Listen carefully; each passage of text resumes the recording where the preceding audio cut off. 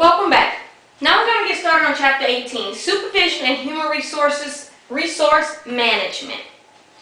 Within this chapter, I would like for you to define, spell, and pronunciate all of the vocabulary terms and make yourself very comfortable with how an office should be ran on a supervised and on human resource end of the medical assistant procedures. Within the office managers, you do have to relate to the team atmosphere, discuss the strategies that would help the team grow.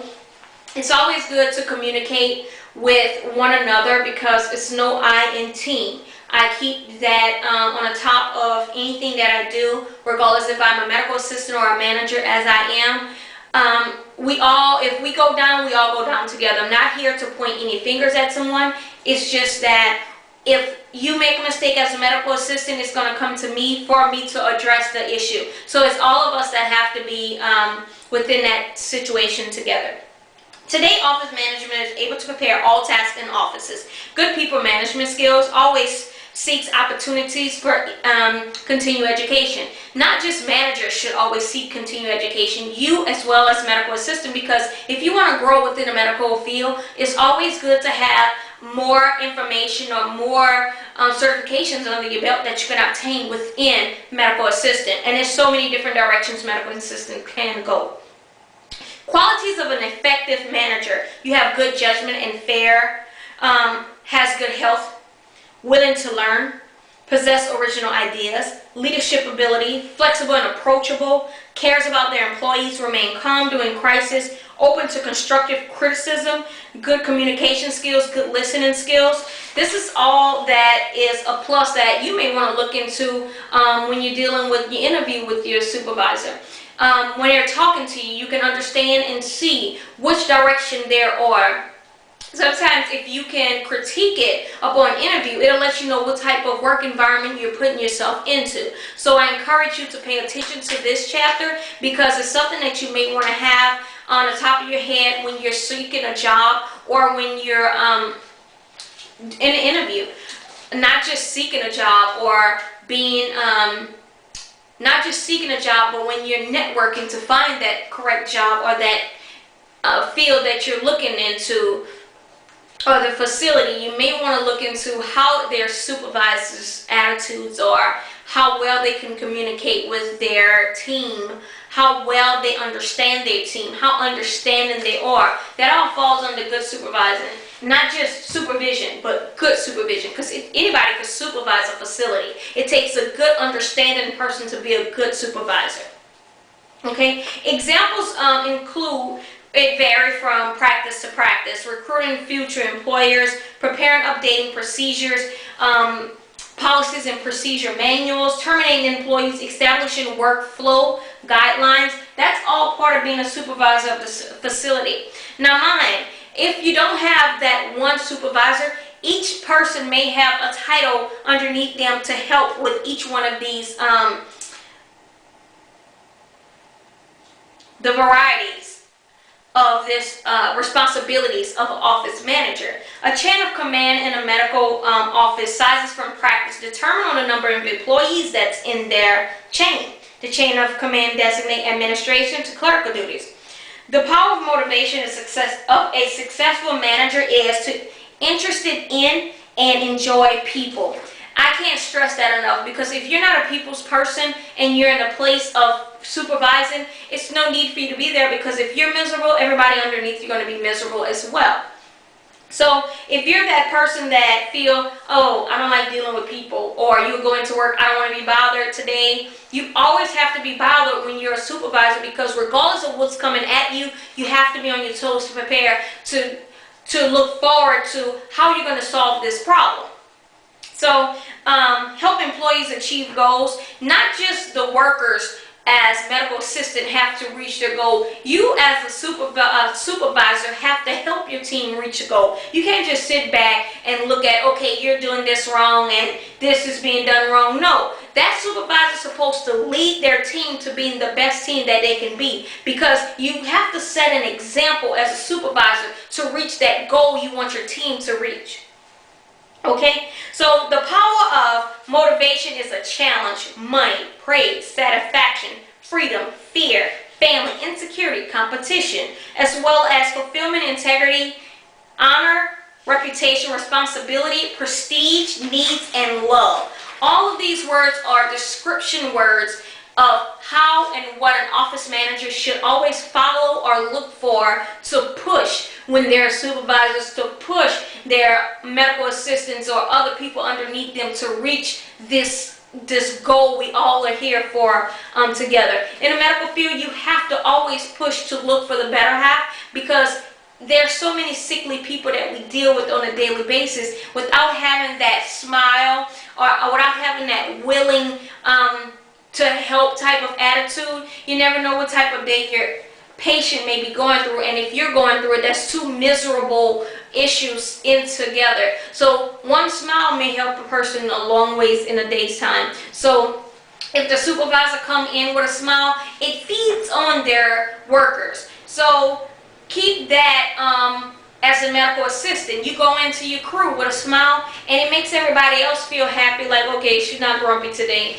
we can move forward. Or if the supervisor come in mad and frustrated, you know what type of day you can possibly have when you're dealing with a supervisor. That vibe is putting off all negativity. So you try to keep positivity within your team, within your facility, within your unit, to make it a better day, and each day connects. Because if you had a bad day yesterday at work and it ended bad, the first thing you're going to get up in the morning and say, oh, what type of day I'm going to have today? So you always keep that positive attitude at the beginning and the end, and it rolls over day to day. Alright, so use incentives for employee recognitions. I see a lot of jobs don't care about recognizing their employees for good work or doing something above and beyond their standards. It keeps that employee wanting to do to keep them feeling well, knowing like, hey, they really noticed what I did today. So that means that if I keep doing it, it's going to get me to a level of understanding, or a level where they can see that I'm really good at what I do. Not just one person here, but it's a group. And if we keep working hard to make it to the top, we're all going to get there together. It don't take one, it takes the whole team to get there. So you have to recognize your employees. Abuse the power of authority. People use authority to their maximum. We cannot get a title or let a title, regardless of who you are. You can be a doctor, you can be a lawyer. It's a title. That's it. You're still an ugly person after that title is gone. So you got to be a good person within and pull it out to be the best that you can be, whatever title you are. Medical assistant, nurse, doctor, lawyer, judge. It's the internal of you comes out when you're a true person underneath or beyond that title. So creating a team atmosphere, you want everybody to feel that, hey, I can turn to such and such when I have a problem, because they're willing to help me as a team. They're not going to backbite me. They're not going to backstab me. They're not going to do this, that, and the other. When you build that type of team atmosphere, you can always go to the next person to help you with every issue there is. I remember this one job, and I tell this to everybody when I meet them. I went to this job. It was working on at a mental health facility. Mine, it was work. It was hard work, because we're dealing with mentally ill people that did not like to take their medications. But when you woke up and you knew what type of team that's behind you when you get on the floor, you would run to work, because you know you're going to have a good day. You had a bunch of people behind you trying to make you reach that goal of expectations for your patients. So once the patients see that, hey, they really like what they do here, then they'll feel, okay, now we need to straighten our acts up some kind of way to make it a better place. So at the 2 weeks time frame of having this particular group that we work with on the floor, we had a totally different type of mental ill situation. It was for the better, not for the worse. They were taking their medications. They were communicating. It wasn't fighting. It wasn't hostile.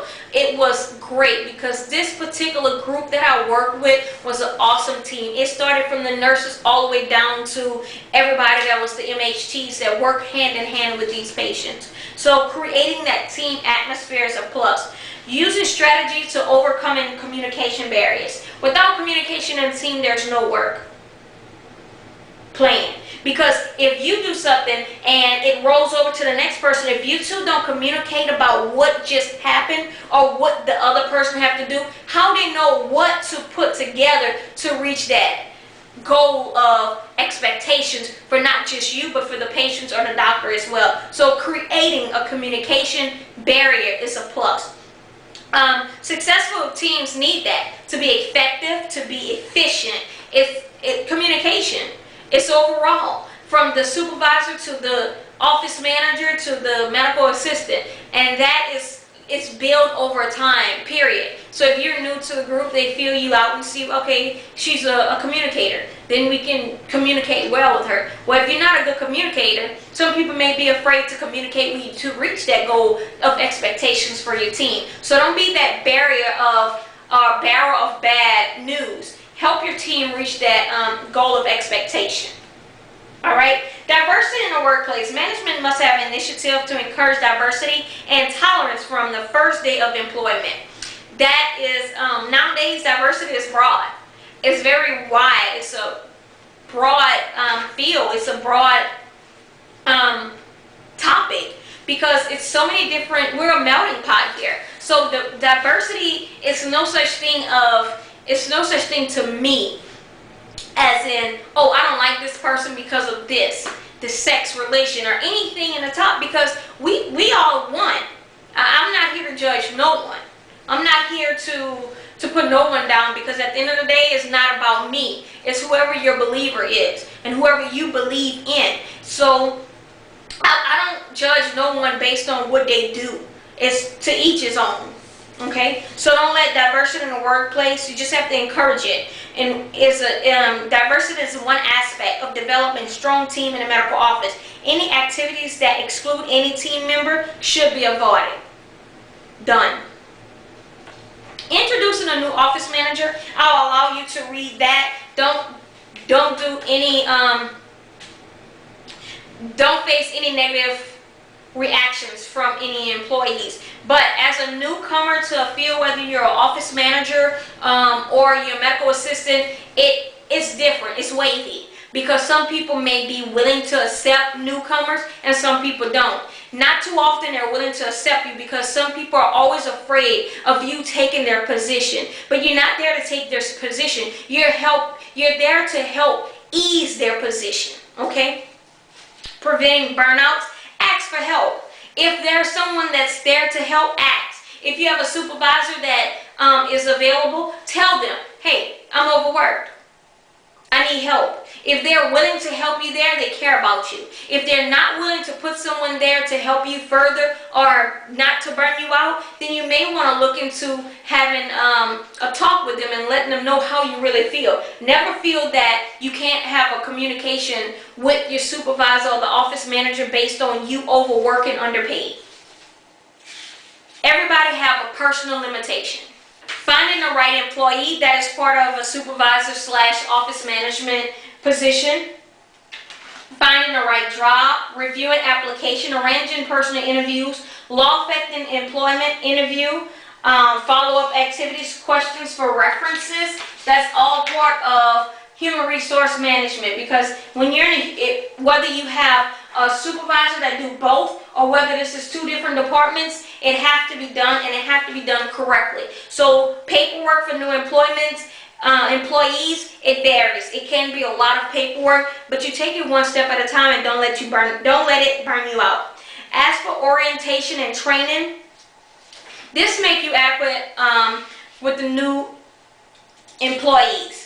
Staff members and their names. When you're doing orientation and training, you get to know them on a one-on-one basis, how hard they're willing to work. You get to know their names. You get HIPAA training. You get short and long range expectation, employee benefits. All of this is something that you may want to introduce to them during this time frame. As for fair salaries and raises, I haven't heard of a fair salary yet, because every time there's a salary put forth, someone feels that they want more. So that is something you may want to look into reading more about, because it'll let you know what to expect as an employee. And last but not least, not just educating your patient, but educating your employees to make them comfortable with supervision and human resource management as time goes on. It may not happen in one day to understand how the flow go for you as a medical assistant, or even as an office manager or supervisor, maybe a newcomer to the field. But however, it's easier for you to communicate, break the barriers, and help one another out as a team, whether you're a supervisor or a medical assistant. Understanding everybody is dealing with diversity, understanding that you may or may not agree with what's going on in the world, or you may or may not agree with what's going on in the healthcare field. But being a patient giver, a patient care professional, you have to learn how to give and take. Okay, don't let nothing burn you out. Learn how to adjust to your work environment. And that concludes chapter 18. Shoot me an email or send me any information, or we can live chat about it.